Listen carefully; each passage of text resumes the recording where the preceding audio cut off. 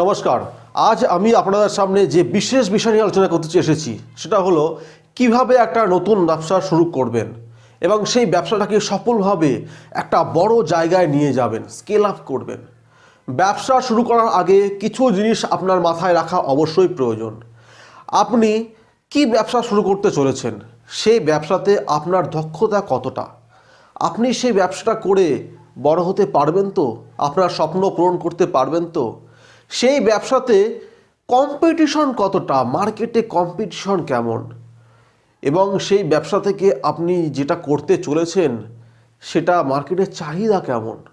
ধরুন আপনি একটা সাবানের ফ্যাক্টরি খুলছেন, তাহলে আপনাকে কিছু জিনিস মাথায় রাখতে হবে যে আপনার সাবানটা আপনি কোথায় বিক্রি করবেন, আপনার সাবানের চাহিদা জনসাধারণের মধ্যে কোথায়, আপনি কোন সেগমেন্টে সাবান বিক্রি করবেন, কাপড় কাচা সাবান বিক্রি করবেন নাকি গায়ে মাখা সাবান বিক্রি করবেন, আপনি কি সাধারণদের জন্য সাবান বিক্রি করবেন নাকি হায়ার লেভেলের প্রিমিয়াম কোয়ালিটির সাবান বিক্রি করবেন। এগুলো আপনাকে কিন্তু মাথায় রাখতে হবে।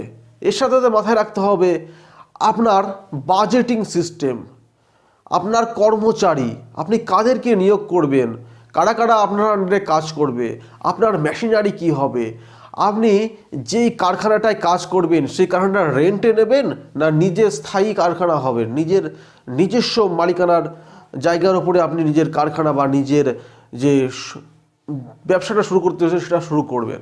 এই জিনিসগুলো আপনাকে ভাবতে হবে।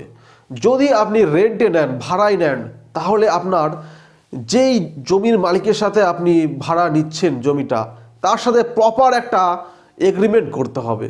কারণ যদি আপনি এগ্রিমেন্ট না করেন সেক্ষেত্রে আপনি ধরুন একটা ব্যবসা শুরু করেছেন, সেই ব্যবসাটা 2-1 বছর আপনি খুব কষ্ট করে চালানোর পরে আপনার যখন খরিদ্দার একটা বেস তৈরি হয়ে গেল, একটা কাস্টমার বেস তৈরি হয়ে গেলো, সবাই যখন আপনাকে চিনতে শুরু করলো, আসতে শুরু করলো আপনার ব্যবসাটাকে দেখে, সেই মুহূর্তে যদি আপনার ভাড়াটিয়া মালিক তিনি যদি আপনাকে বলে যে আমার এই জমিটা ছেড়ে দিন, 15 দিনের নোটিশ দেওয়া হলো আপনাকে, তাহলে আপনাকে কিন্তু ছেড়ে দিতে বাধ্য হবে, যেহেতু আপনার কাছে কোনো এগ্রিমেন্ট নেই, প্রপার এগ্রিমেন্ট করা নেই। সেক্ষেত্রে আপনার পুরো তৈরি করা বিজনেসটা কিন্তু ডুবে যেতে পারে। তাই 10 বছর 12 বছরের জন্য একটা প্রপার এগ্রিমেন্ট তৈরি করে নিন। সেটা কীভাবে তৈরি করবেন, সেটা আপনার কোনো চেনা জানা উকিল বা অ্যাডভোকেটের সাহায্যে কিন্তু আপনি এই প্রপার এগ্রিমেন্টটা তৈরি করে নিতে পারেন। সেখানে লেখা থাকবে 10 বছর 12 বছরের আগে আপনাকে তুলতে পারবে না ভাড়াটিয়া এই স্থান থেকে, ব্যবসা থেকে, যদি আপনি নিজে না চান।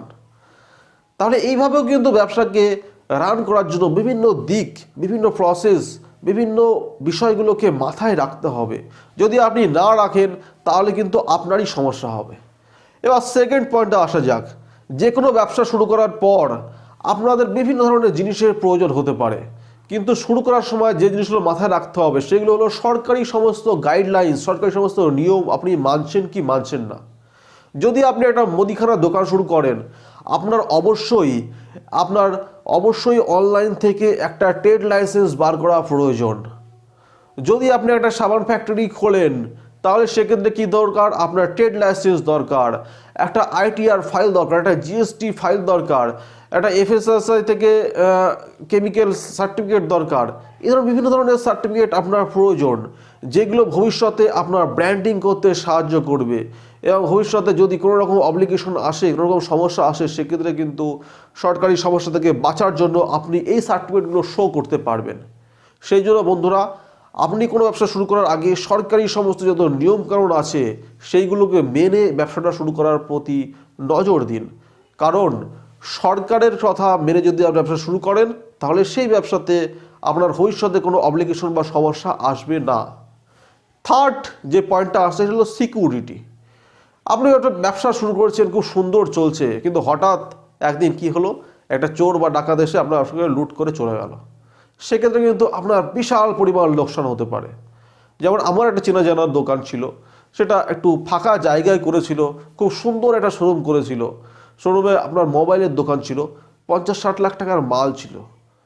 কি হয়েছে, রাত্রিবেলায় উনি বন্ধ করে চলে গেছে, সকালবেলা এসে দেখছে যে পেছনের যে দেয়ালটা একদম পুরো কাটা, পুরো ভাঙা, সেই দেয়াল থেকে 50 লাখ টাকার মোবাইল চুরি হয়ে গেছে।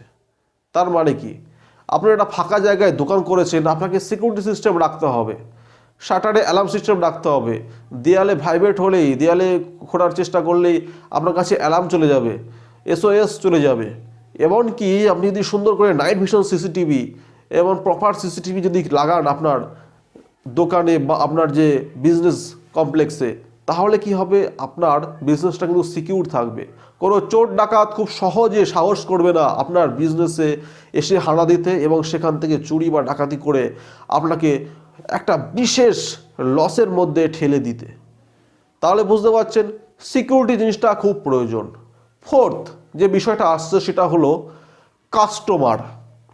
আপনি যত কিছুই করে নেন, যদি আপনার কাছে কাস্টমার না আসে, খরিদ্দার না আসে, তাহলে কিন্তু আপনার বিজনেস সেইভাবে বড় করতে পারবেন না যেইভাবে আপনি বড় করতে চেয়েছিলেন।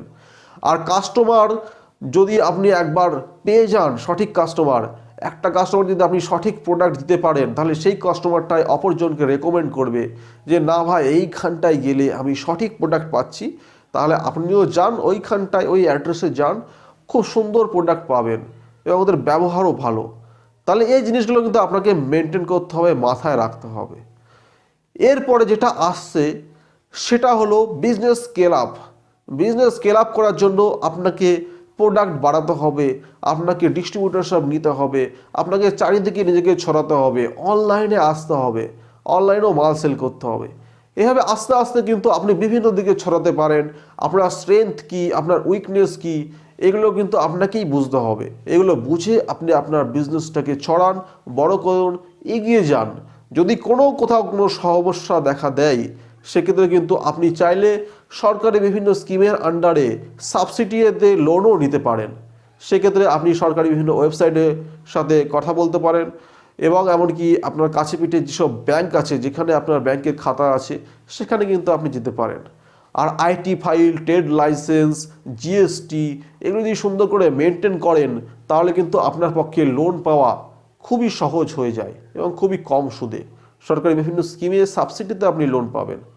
ধন্যবাদ। যদি এই ধরনের যে ভিডিওতে আমি যেগুলো বললাম, এগুলো যদি কাজে লাগিয়ে আপনি যদি বিজনেসে সফলতা পান, তাহলে আমি খুবই খুশি হব এবং পার্সোনালি পশ্চিমবঙ্গের সমস্ত লোক যাতে বিজনেস করে বড় হয়, এটাই আমি আশা রাখবো। আর সাথে সাথে যদি বিজনেস রিলেটেড আরও সুন্দর সুন্দর ভিডিও আপনি পেতে চান এবং কী বিষয়ে ভিডিও পেতে চান, সেটা যদি কমেন্ট নিচে লিখে দেন, তাহলে কিন্তু আমি পরবর্তীকালে সেই বিষয়ে ভিডিও আনবো এবং আপনাদের সাথে শেয়ার করব আমার মতামত। ধন্যবাদ। যদি চ্যানেলটি ভালো লেগে থাকে অবশ্যই চ্যানেলটিকে সাবস্ক্রাইব এবং লাইক করতে ভুলবেন না। Thank you.